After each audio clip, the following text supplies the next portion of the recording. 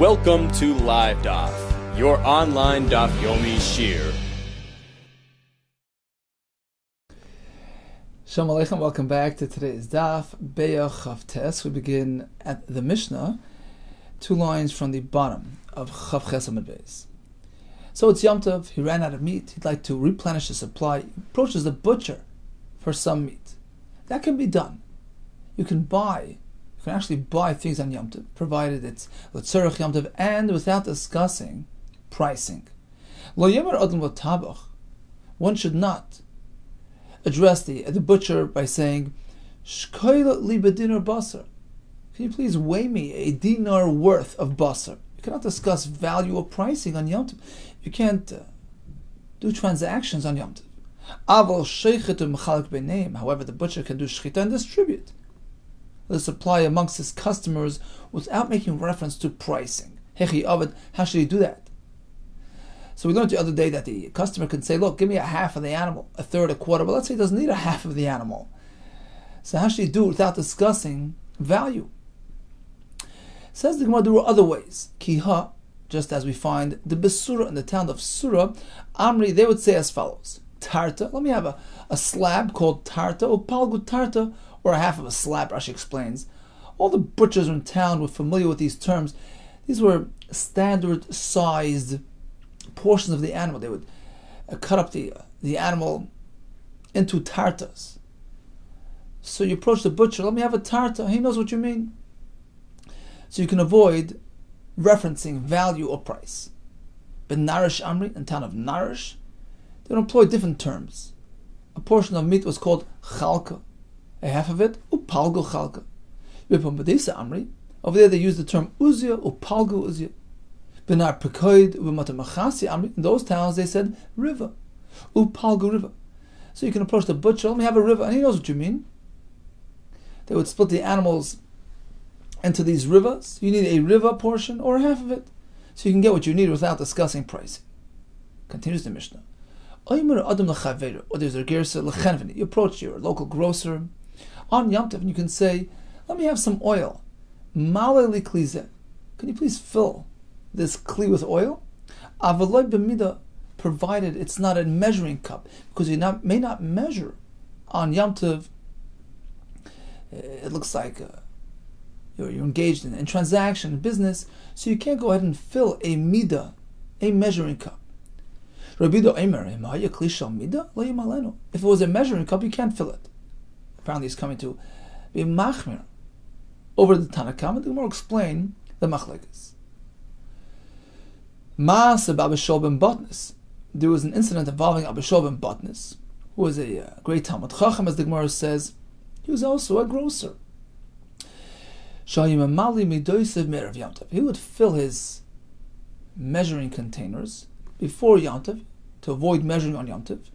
When his customers arrived on Yom Tov, he would simply pour them the oil out of his containers, which were pre-filled from before Yom Tov.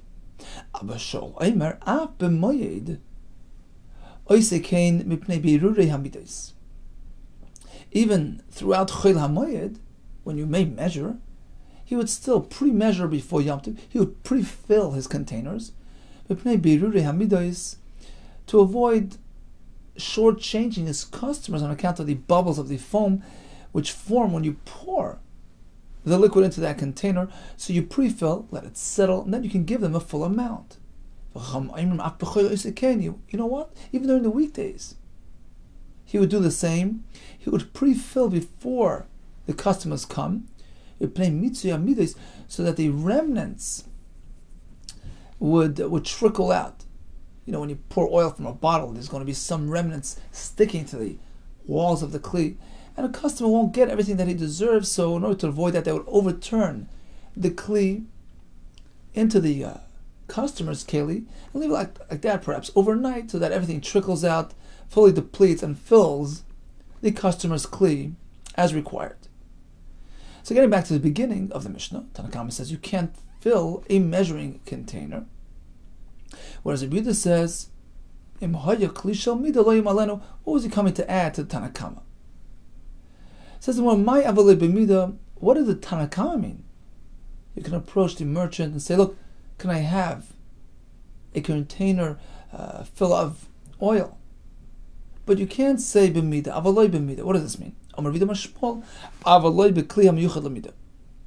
If this was a kli intended for mida, it was a measuring container, a measuring cup, intended for measuring, you can't have him fill that container on Yom Tov, because you're measuring. And it appears like mekach or memkar, it's asu. Avo kli ha'omed lemida. But suppose this container was only intended to be used as a backup in case the primary measuring cup breaks on you. So it was a backup clay mida. It was only intended for future mida use, but not yet incorporated into service. He can fill that on Yom Tov. So that's the Tanakama's shita. A measuring cup which was currently being used as a measuring cup cannot be used, but if it's a measuring cup not yet introduced into service, then you treat it like any other container. You can fill it on Yom Tov. But it doesn't give that appearance, it doesn't give that impression like he's engaged in transactions. It's just a regular kli. Comes Rabbi Yehuda and he adds to that. Not only if it's a kli that's currently being used for measuring, even if it's a backup measuring cup, you can't use it as well. He's machmer. Even that gives the impression, gives the appearance of mekach or memkar. Okay, so that's Rabbi Yehuda and Shmuel's pshat in the Mishnah. Tanakama only disallows a kli which is currently being used in the measuring capacity, whereas Rabbi Yehuda says even the reserve measuring cup cannot be used as well. Alma apparently says the Gemara, Gabe Simchas Yontiv, in matters pertaining to Simchas Yontiv, Rabbi Yehuda l'chumra, Rabbi Yehuda takes the chumra approach, Rabbanan l'kula, they take the kula approach. V'ifcha shaminan lahu, we find these two shitas going in opposite directions in yesterday's blot. This is not Rabbi Yehuda Omer. Shekel adam basar keneged hakli, keneged hakayfetz. Although you're not meant to weigh on Yom Tov for the same reason, to keep in the spirit of Yom Tov, to keep away from anything that appears like commercial activities. So you cannot measure, you cannot weigh the basar, but you can do it keneged hakli, keneged hakayfetz. You can do it against a kli, or keneged a kayfetz, a knife placed on the other side of the scale. It's an improvised method of weighing. It doesn't have that commercial ring to it. So Rabbi Yehuda is being makel when it comes to these matters, to allow Simchas Yom Tov. They hold you shouldn't be engaged, you shouldn't be involved in using a scale at all. Keep away from a scale which rings of mekach or memkar on Yom Tov. Apparently, they went the other way. Rabbi Yehuda l'kula, Rabbanan l'chumra. Rabbi Yehuda here is mekel. It allows you to weigh against the kli and the kayfet because it's not standard procedure. As long as you deviate somewhat from the way you do it normally, that's enough. It's enough to be machabed Yom Tov. Whereas Rabbanan say, keep away, keep 2 steps away from anything that gives the appearance of commercial activity. And that's just the opposite of our Mishnah, where we find the Tanakama is going l'kula, and Rabbi Yehuda is machmer. Kasha de Rabbi Yehuda. We seem to have a kasha from one Rabbi Yehuda on the other. Kasha de Rabbanan ad Rabbanan. We seem to have a kasha from one Rabbanan on the other. Answers the Gemara. The Rabbi Yehuda, the Rabbi Yehuda kasha. Perhaps you can answer the stira between the two Rabbi Yehudas. There's a difference. In the case of weighing it against a kli and a kayfetz, it's not intended for it. It wasn't set aside for this purpose. It's an improvised, abnormal, unconventional way of doing it, and therefore it doesn't give the appearance of commercial activity. Over here, although we're speaking about a reserve measuring cup, but it was still intended and reserved for this purpose, it's Aimid Lamida. And therefore, keep away. There's no difference between this kli and that. Perhaps you can answer the stira between two Rabbanans. There's a difference between Hasam, in the case where he's measuring against a kli, against a knife, it's still pretty similar to the way you measure during the weekdays. In fact, Rashi says, sometimes you can't find your standard weight, and you substitute it with a kli or a kaifetz who have predetermined weight, you know their value, and use them as a weight.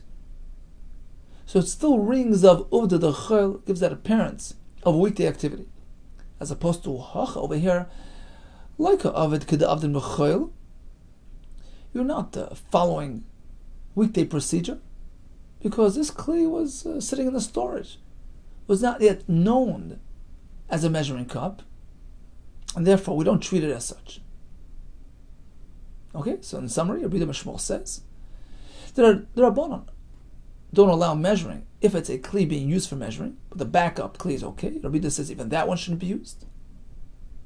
We thought we had a stira between our Mishnah and the previous one, and we answered it. Rav Amar comes Rav and he says, I'll give you another pshat to our Mishnah. He's actually being more makel.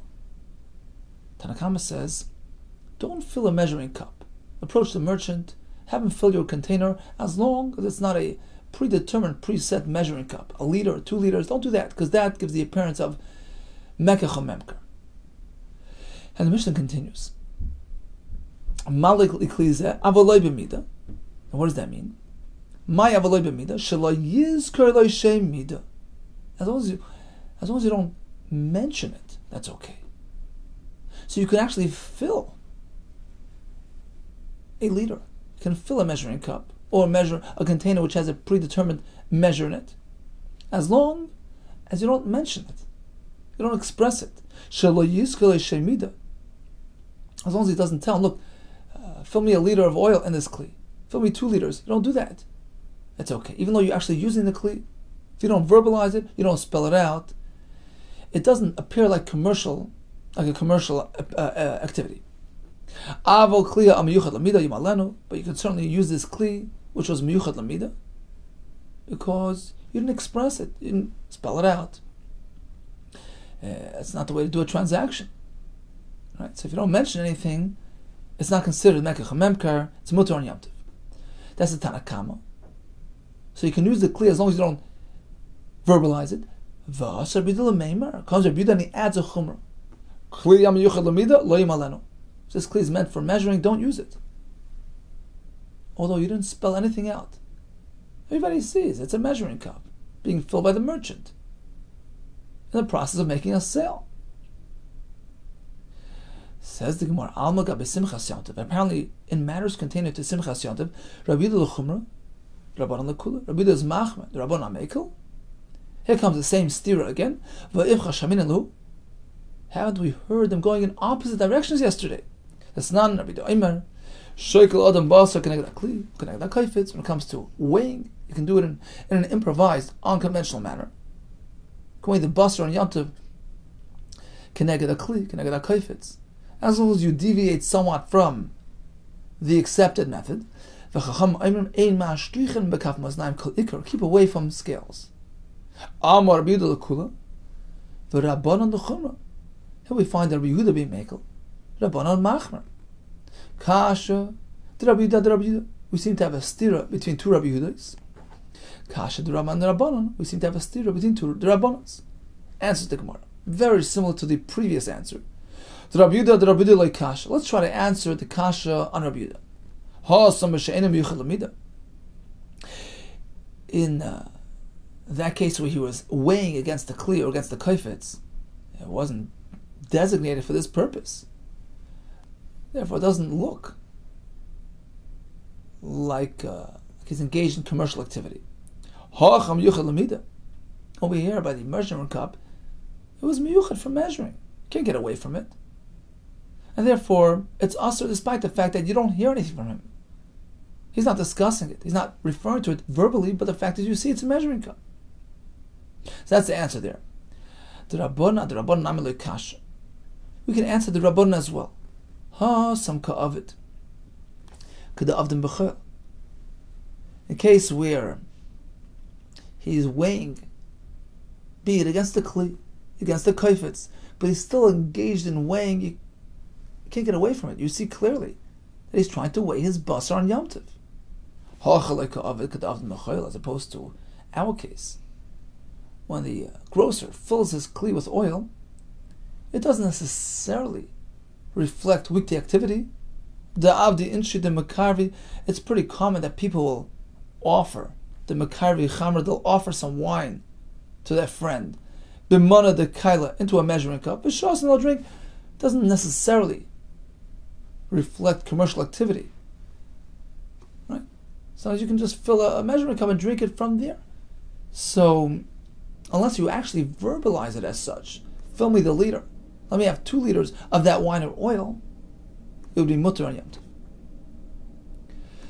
So we had 2 versions of the Mishnah. We had Rabbi Yehuda Shmuel, who learned that according to Tanakama, you can't fill a measuring container, but the reserve container is okay. The one not actually being used, not introduced into service, is okay. Rabbi Yehuda extends the chumrah to that as well. According to Rava's approach, Tanakama says as long as you don't mention volume, you're okay. According to Rabbi Yehuda, if it's a measuring cup, it's off limits. The Mishnah spoke about a mas, about Abishol ben Botnis, who would pre-fill containers before Yom Tov. Tana, he would do this even on Chol HaMoed. What does that mean? It says Rashi, 12 lines on the bottom. Tana af Moed Oisekain. What does that have to do with Bito Beis HaMedrash? Sheyachacham Gadol. He was a great chacham who had lots of questions posed to him. Especially on Chol HaMoed, Rabbim Oiskim b'Torah, which was a time where everybody was involved in Torah. They're not busy with Parnasa. Now he was busy all throughout the Chol HaMoed day answering questions, so he couldn't properly take care of his customers. So he would fill it the night before. So he would fill it the night before, which was not the time of learning. This way, he was available during the day. Now Rashi brings that there was another girsa, which we actually have back in the Mishnah, that the pshat was mipnei biruri hamidos. So Rashi will address that girsa. Laman de gors masnisin. Mipnei biruri hamidos mefarish hachi. So how does it work with our Gemara that relates to Bito Beis HaMedrash? So Rashi says the 2 things are connected. Since there were so many people coming to him on Chol HaMoed,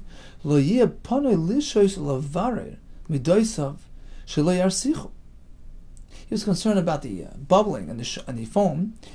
So since he didn't have enough time to pour his liquids slowly and have the liquid settle before giving it to the customer to make sure he gets the full amount that he asked for, so he would pre-fill the night before. This way everything was settled and ready for sale the next day. Continues the Gemara. Tanu Rabban, who kines? This is back to Abishol ben Botnis. Who kines? Shloish meyos garbe yain mi biruri hamides. After a while, he collected 300 containers worth of wine, which were collected from the biruri hamides. So birurim are the ones that we just mentioned, the foam, the bubbling. So despite his extensive efforts to avoid shortchanging his customers, trying to make sure to have everything settled and filled to the brim, bottom line is he wasn't 100% successful. And according to his calculations, he ended up with this huge amount of wine which didn't really belong to him. Rashi explains like this. Let's say you had a customer coming to purchase a liter of wine. Now he had pre-filled liters filled with wine. He poured into the customer's kli. He tried to avoid bubbling and all that. But ultimately, he did have a little left over, meaning he ended up giving him less than a liter because of the bubbling and the biruri hamides. So after a while, all that excess accumulated. He ended up with 300 garbi yayin, which didn't really belong to him. So that was him. The chaver of Kinsu and his fellow merchants, were also honest people, they came up with shloish meyos garbi shemen, 300 containers filled with oil, mi mitzvah amidis. We had mitzvah amidis in the Mishnah. That was the oil substance stuck to the containers. So after filling the customer's container, the merchant still had some left behind in his container. And after a while, that added up to a huge amount, 300 containers, which they felt didn't really belong to them, belong to the customers. So what are they going to do with it?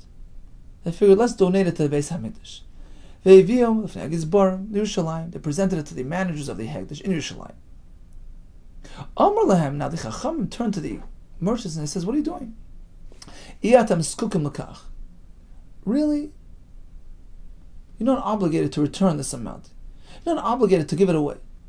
Why? Rashi says, you never had a mind to steal, to be dishonest. You tried your best, and you know what? The customers are really meichel. They know this is the way things work. So keep it in good health. Amalem, the merchants responded, no. You know what? We don't want to take something that doesn't belong to us. We don't want to take from others. We're satisfied with what Hashem gives us.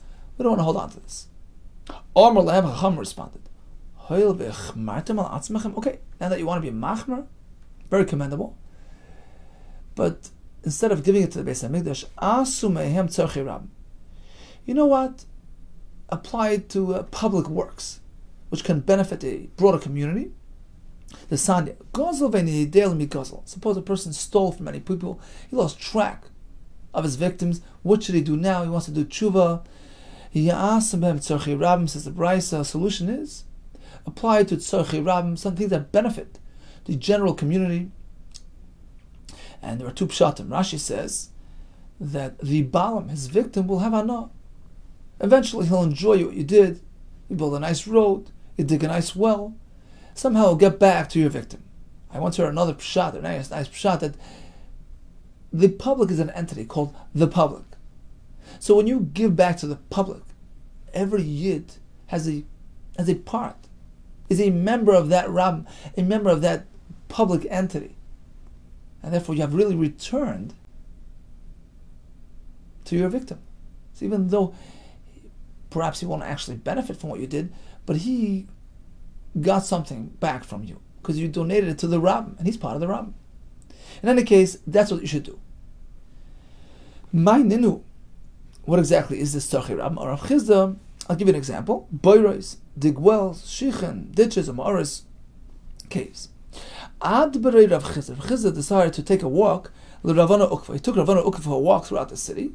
V'dorash, and he started telling him halachas. Yantav related halachas. Lo yimdoid adam soirim. A person should refrain from measuring even barley, which he liked to feed his animal. He shouldn't measure the barley and feed his animal. B'yamtiv. Rashi says, even though his kavanah is simply to feed his animal, but Nire kemoided limker, it appears like he's measuring in order to sell. It has that commercial appearance, and we keep away from that on Yom Tov. Aval koideru, but he can dig out kab or kabayim. So he has a pile of barley. You can take a measuring cup, a kab, and use it as a sort of a shovel to scoop out some animal feed and feed the animal. Without concern, because he's not doing it in a way where it appears like he's trying to measure it. He's just using the measuring cup as a scoop. That's okay. What about a fellow who's cooking on Yom Tov? Moedei tavlin, v'noisen l'sech rasi. He has to follow the recipe. He can measure some seasoning for his kedera. Lest he put too much in there and his tafshil will burn up, get too spicy. So a recipe which calls for exact amounts of spices, etc., can be measured beforehand. Likewise, an isha can measure her flour on Yom Tov, which she's going to place into her dough, to enable her to separate the challah portion going to the kohen generously. So now she knows that her batter has 50 pounds of flour. She'll be generous when she comes to separate the challah. Whereas if you don't allow it to weigh, she might downgrade the amount. Say, well, there's only 30, 40, and she'll skip on the challah. So in order to allow this generous mitzvah, we allow her to actually be moided, to measure up the flour, it seems from the Gemara that otherwise it would be asa, because bread doesn't need an exact amount of flour. It can be a little more, a little off. So it's different than the seasoning, where you have to be very careful. U'shmuel asa. According to Shmuel, even when it comes to measuring this flour to enable the mitzvah by nafa, we don't allow it, it's asur. The first point out that bisman hazeh, where the challah doesn't go to the kain, we anyways burn it, so this halacha doesn't really apply. In any case, Shmuel didn't allow it to begin with. Really? V'atana devei Shmuel mutar. We have a brisa in the name of Shmuel. Actually says, in the yeshiva of Shmuel, they had a brises, and in one of those brises, we see that it's mutar to measure flour in this context. Omra Abaye. Now we have a problem of a stira. Shmuel himself said it's asr. Shmuel mutar. In the brisa we see it's mutar. Apparently Shmuel, when he said asr, halacha l'masa asr shminan, even though theoretically he would hold that it's mutar, but halacha l'masa, in response to a petitioner, he would say it's asr because, as we learned the other day, halacha ve'imoyrin kain. This is a concept in Shas. Sometimes the halacha is mekel. We're concerned about creating confusion, and perhaps a person taking that heter and extending it further in a non-essential setting. So, halacha l'masa, a person comes to ask you, you tell him it's asr. What about double sifting flour, meaning pre-sifted flour? Can you resift it on Yom Tov? You can't do that. Now, one thing has to be pointed out here. Malachis are mutar v'echal nefesh, but we do have exceptions. There's another exception: sifting flour. Why? Rishonim explain something which you can do before Yom Tov doesn't have the heter. Something which is generally done with large quantities, such as sifting, which perhaps would give the appearance like he's simply processing this flour for long-term use. So that cannot be done on Yom Tov, despite the fact that it's a malacha v'echal nefesh. So just picking some psoilus out of your food in preparation for your meal, that's a small time butter, that's mutter. But to actually sift flour, which is an activity that can involve large quantities and be done for long-term storage, that's asr on Yom Tov. The chiddush here is that even if it was pre-sifted flour, he's just trying to enhance and improve the quality a bit. That's also included in the isra of sifting. It cannot be done on Yom Tov. That's the Tanna Kama. However, Mishum Rabbi Pafias, Rabbi Yehuda Amru, these two Amoraim will quote us as saying, Shoinen, you may go ahead and double sift your flour on Yom Tov. It's not really called sifting, and not included in that restriction. Says Rashi on top. Ein Shoinen Kemach. So Kemach, which was Shiragdu Me'etma, which has been sifted yesterday, Ubala Shanaisa Benafa. He's trying to re-sift it just to enhance it. Ein Shoinen. You can't do that. The Efshalem Etmal. You could have done it yesterday. The other ones hold no Shoinen. They're like a tircha. It's something which involves minimal amount of effort. Everybody sees Shazu Hi Pam Shni. It's the second time around. I'll see. Look, there's not much chaff remaining in the sifter. So it has nothing to do with sifting. It's just a slight enhancement. It's not considered sifting, which is us. Continues the Beitzah, Vishavan, 3 lines from the top. Vishavan. Now all agree that in the following case it would be mutter. Let's say on Yom Tov a pebble or a kisam, a little wood splinter falls into your flour. In this case, certainly you can resift it to remove that item, because it isn't something you could have done yesterday. So you go take a quick sift to remove the impurity. There was a chacham who presented the following brisa to Ravina. Ein sheinin kemach b'yom tov. You may not resift that flour. Aval nafal tzroir kesam. But if you happen to find a tzroir kesam that fell into your flour today, boirer b'yadai, he must remove that pebble manually. So you can't actually sift it again. Just pick it out with your hands. Amalei, Ravina responded, this can't be. Koshkin de aser. If anything, this is worse. It's a visible blur by actually picking out the pebble. So if anything, this should be asr, and sifting should be mutter, because it doesn't It doesn't really give the appearance of a bird, just giving a quick sift, rather than actually picking out the pebble. The Farshim explained that Ravina held both are mutter. Resifting pre-sifted flour is mutter, pulling out its tzroira is mutter. He was simply responding. He says, look, you're telling me pulling out the pebble is better than sifting. If anything, the other way around. Sifting is a more subdued manner of doing the removal than actually picking out the pebble. Dorosh Rava bar Rav Huna Zuti, that was his name. So he declared as follows. He taught a pischa at the city entrance of the Narda, and he said like this: Shoinin kemach b'yomtiv. You're allowed to resift pre-sifted flour on yomtiv. You're not doing anything. Amalu Rav Nachman. Rav Nachman turned to the people. He said, Pukav Amrle, go tell him, La'aba. Abba was a respectful way of relating, of calling Rava. Go tell him, Shekila Tivusach. What's the favor you're doing for? What's the chiddush here? You're allowed to resift flour? Shekila Tivusach. Your favor is taken of Shadei Achizri and tossed upon the thorns. Basically, you're not benefiting us much. We all know this already. Puk Chazei, go out and take a look. Kama Mahulta. How many women sifters Hadr ben Narda making their rounds throughout this town of Narda on Yom Tov to resift pre-sifted flour? It's a commonly known halacha. Thank you very much. However, we find the following Gemara that some were machmer somewhat when resifting flour. Tvisod Rav Yosef, for instance, Rav Yosef's wife, Nahala Kimcha, she would resift flour on Yom Tov, agaba demot on the back, over the back of the sifter, in which case it doesn't do such an effective job. Some flour falls over the sides. This was a derech shinoi. She was machmer. It shouldn't appear like the conventional way of sifting. Amala, Rav Yosef turned to her and he says, what are you doing? Chazi, listen, take a look. Da'ana, I rifte malyasa beina. I'd like to have high quality, pure bread. There's no need to be machmer. Don't turn the sifter back over and sift it properly. The Visa de Rav Ashi, likewise Rav Ashi's wife, Nahala Kimcha, she sifted her flour, Agaba de B'tera, over the back of a table. So they overturned the table and there was a mukim where the flour would accumulate. So this was again a derech shinoi in order to keep with the Yom Tov spirit. Amar Rav Ashi. So Rav Ashi didn't protest.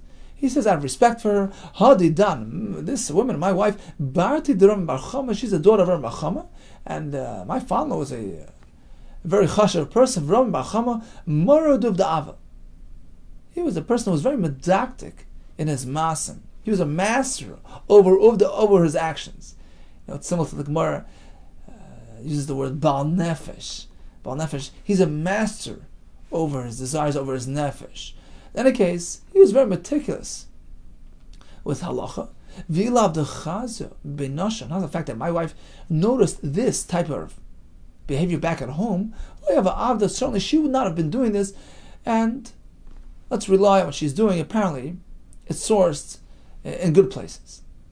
So we have a shita that allows double sifting, a shita that disallows, and we find that some were machmer to do it derech shinoi.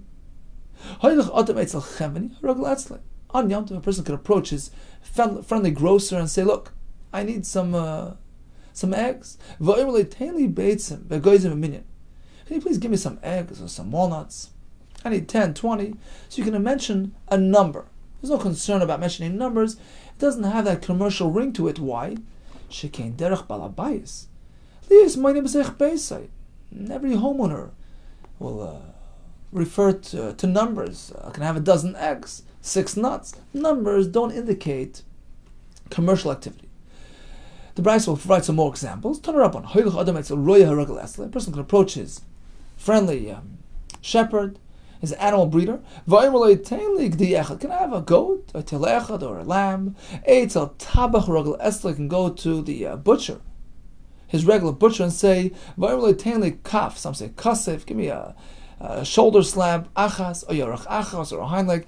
It's a patam rogel etzlo. You can go to the bird, the fellow that raises the stuffs, the geese, the birds, and say, look, can I have a bird? It's a nachtem. You can go over to the baker on Yom Tov, harogel etzlo. Can I have a loaf? Can I have roll. Beitzah cheveni ragel etzloi otu his grocer and say v'omelei tainli esem beitzim. Can I please have some 20 eggs or 50 nuts? Asar afarsikin, 10 of these fruits. V'chamisha rimoinim, 5 pomegranates. V'esrog echad.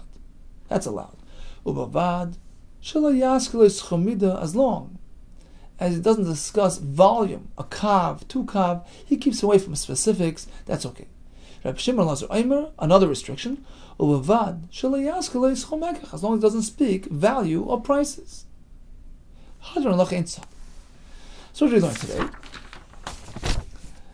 Okay, you're running short on Yom Tov, you have to resupply. What could you do? Yes, you can approach a merchant and get resupplied, provided you don't discuss price or value. You don't discuss measurements. You can discuss portions. You can discuss numbers. What about filling a klei midah, a measuring cup on Yom Tov? What about machlokes, Tanakama, Rabbi Yehuda? According to the first approach in the Gemara, if it's a measuring cup which is currently being used in that capacity, it's asur. What if it's a reserve measuring container, not yet introduced into service? Tanakama says it's mutter. Yehuda says it's asur. According to approach 2 in the Gemara, the machlokes was as follows. Tanakama says you can't fill a klei midah if you mention the midah. If you don't mention it, you're allowed to use it. Rabbi Yehuda says either way it's asur. We had the incident involving these honest grocers who accumulated materials which they felt were not rightfully theirs. They were advised to apply to tzarchei rabbah. Measuring seasoning is mutter. Measuring kemach to benefit the mitzvah of challah is mutter as well, but we don't publicize the heter. Resifting pre-sifted flour, machlokes, and some would do it derech shinai. Removal of a pebble or a kesam from your flour is certainly mutter, even outright. Purchasing, included with purchasing, b'minyan using numbers is mutter. Hadron loch ein tzad. Kol tatu and much hatzlacha.